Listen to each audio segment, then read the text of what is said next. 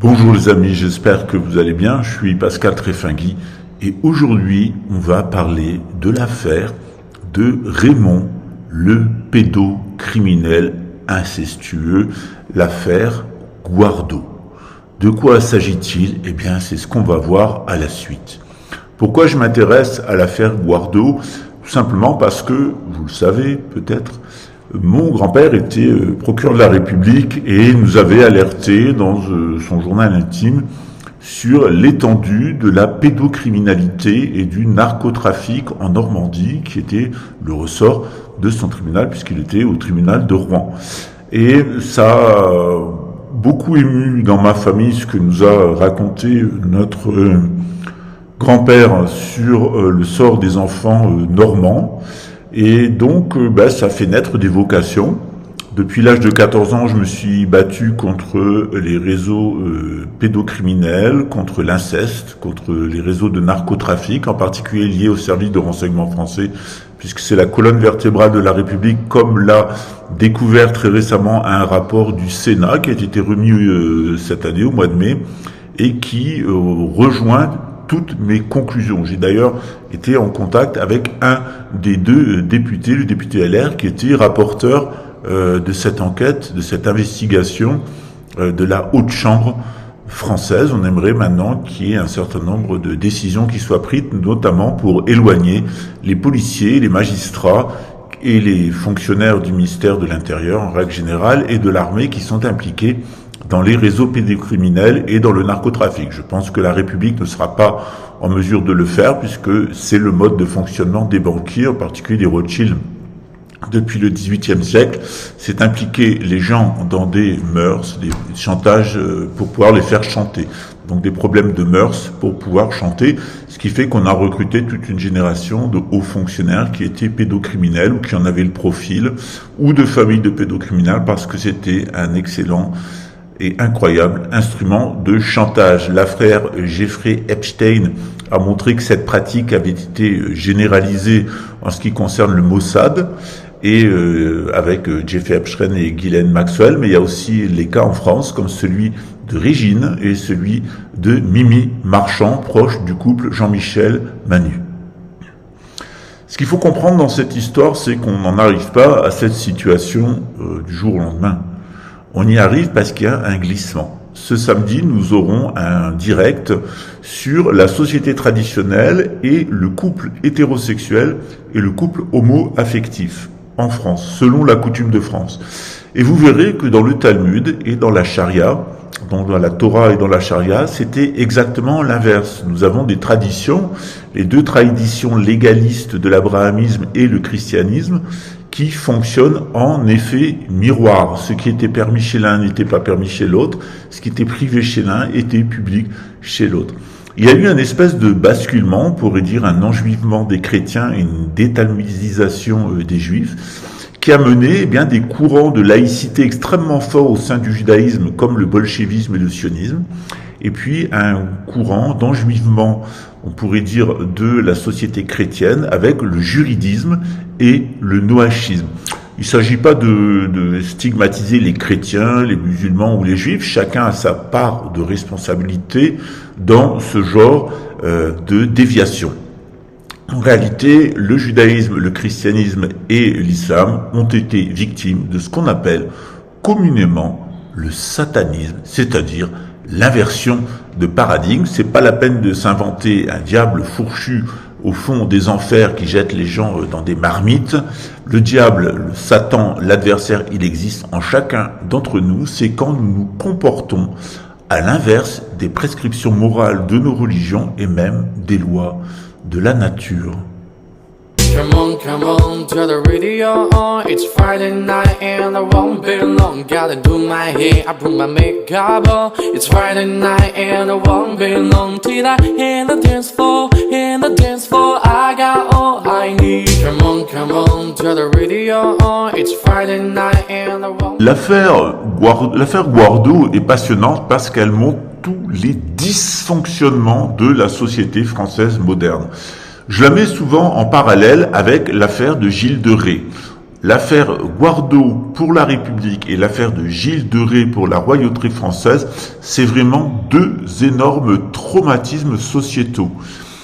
Peu de personnes ont entendu parler de ces deux affaires, sauf les juristes ou les gens qui, comme moi-même ou comme ma nièce, qui a fait une thèse sur de doctorat en droit sur la protection de l'enfant et écrit de nombreux articles dans les revues de l'ONU sur la nécessité de traiter le problème des droits de l'enfant et le problème de la pédocriminalité d'un point de vue tout à fait réaliste, c'est-à-dire voir les choses en face, qui y a derrière les réseaux, et comment on peut avoir en place un instrument juridique et judiciaire pour diagnostiquer, et on peut le faire maintenant puisqu'il y a une trace chimique et une trace génétique chez les pédophiles, mais surtout une trace chimique, c'est-à-dire même s'ils ne sont pas passés à l'acte, ils ont une certaine signature chimique qui les prédispose à être des victimes ou être des bourreaux. On peut les sauver de ça, c'est ce que propose la science, notamment en Suisse. Il y a un laboratoire qui permet d'identifier ces traces chimiques qui sont transgénérationnelles et qui expliquent que dans les mêmes familles, on trouve des coupables et des victimes. L'affaire Guardo, elle est aussi passionnante que l'affaire de Gilles de Rais. Gilles de Rais, c'est un chevalier qui revient des croisades et qui va devenir un bouilleur d'enfants. Il va violer, découper en morceaux, consommer des enfants et faire des pratiques de magie noire, de sorcellerie. Il va devenir immensément riche et puissant dans le comté de Normandie, dans le duché de Normandie, et puis il va finalement se faire attraper. Et à travers le cas de Gilles de Rais, c'est toute la Normandie qui va avoir un sursaut de foi devant l'étendue des horreurs commises par ce chevalier devenu totalement ignoble. L'affaire Guardo, elle est exactement le reflet en sens inverse de l'affaire de Gilles de Rais.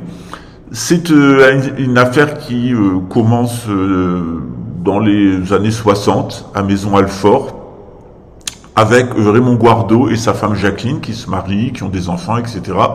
Et Raymond Guardo et sa compagne et leurs 3 enfants vont vivre dans un appartement populaire de la ville de Meaux. Les 2 parents travaillent dans l'imprimerie, sont assez abrutis, il faut dire ce qui est, et Raymond Guardo va commencer à violer sa fille Nadia à partir de l'âge de 8 ans. C'est généralement l'âge auquel les prédateurs sexuels, comme mon personnage Réry du QAnon, commencent à violer. Quelquefois, c'est déjà un peu plus tôt, avec des doigts dans les orifices, etc. Ce qui se passe avec Lydia, la fille de Raymond, c'est exactement ce qui se passe avec mon pauvre personnage Mumu de Marseille.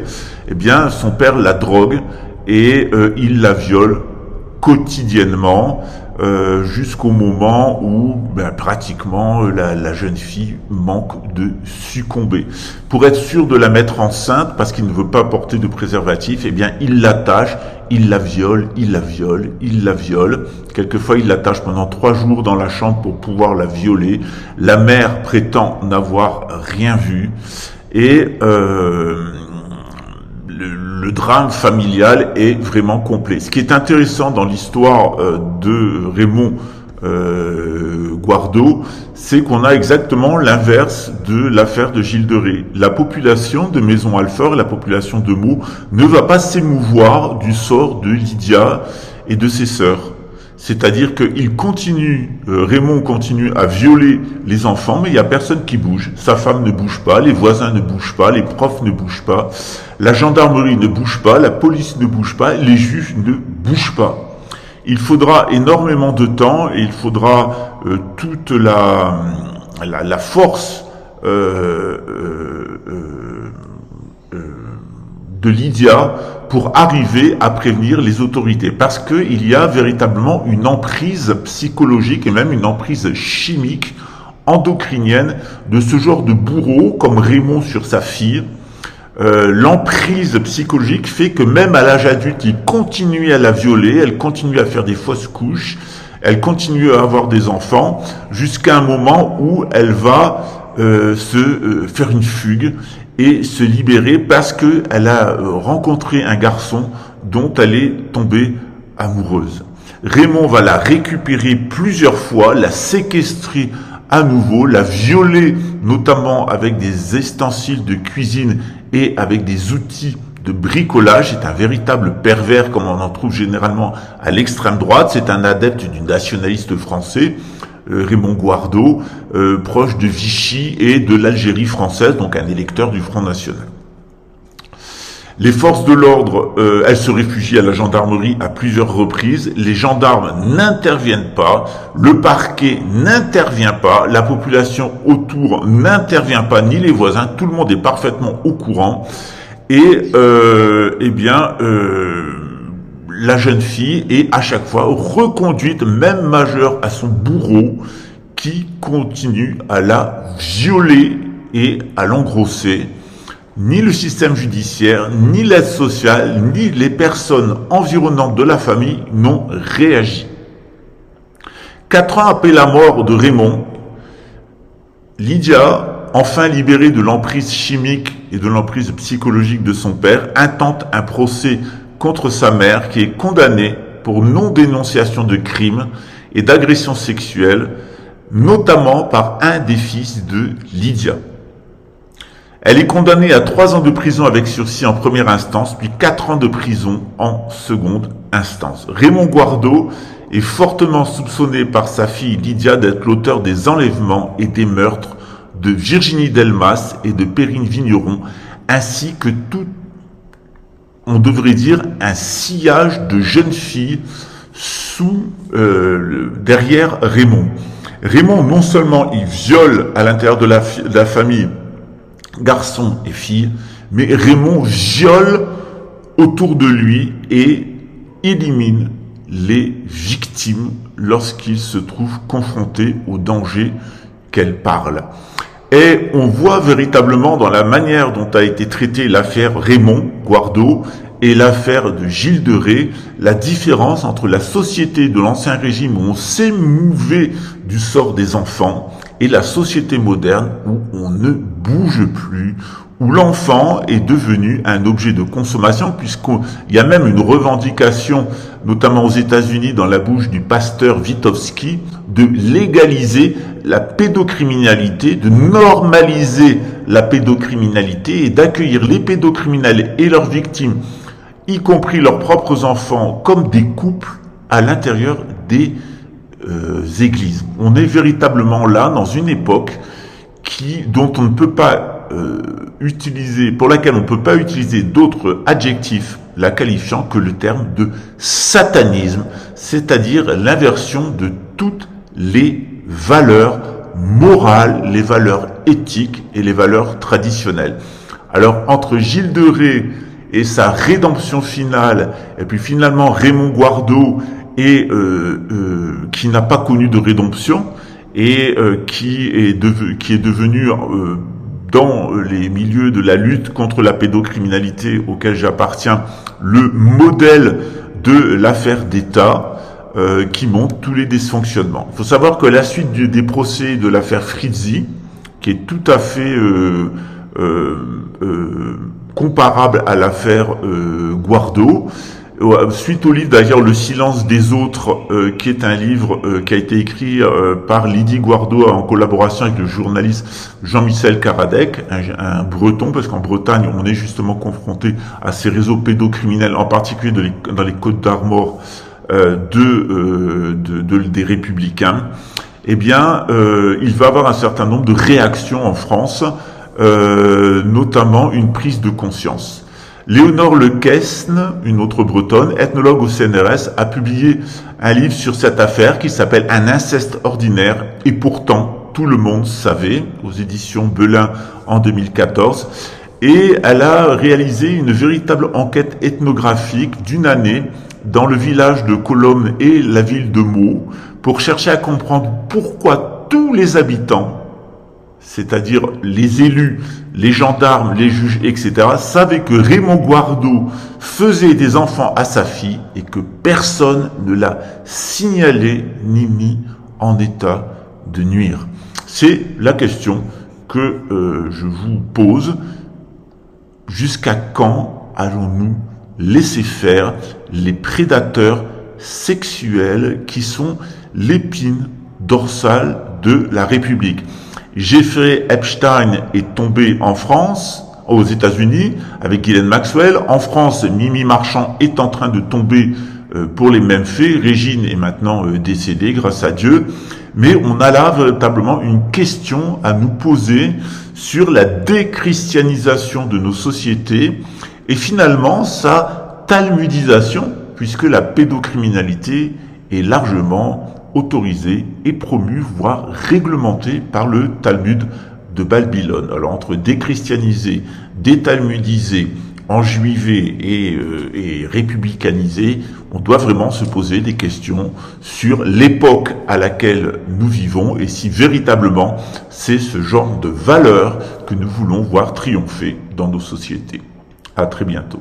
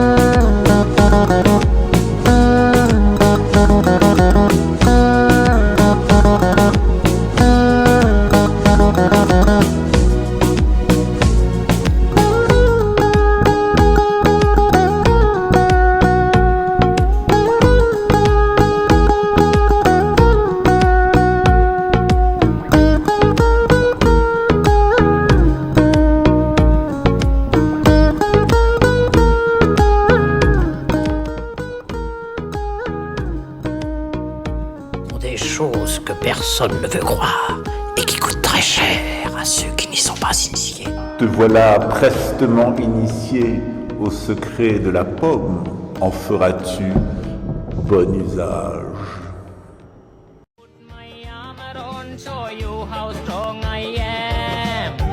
I put my armor on, I'll show you that I am. I'm unstoppable. I'm a posture with no brakes. I'm invincible. I win every single game. I'm so powerful. I don't need batteries to play. I'm so confident. I'm unstoppable today. Unstoppable today. I put my armor on, I'll show you that I am. I'm unstoppable. I'm a posture with no brakes. I'm invincible. I win every single game. I'm so powerful. I don't need batteries to play. I'm so confident.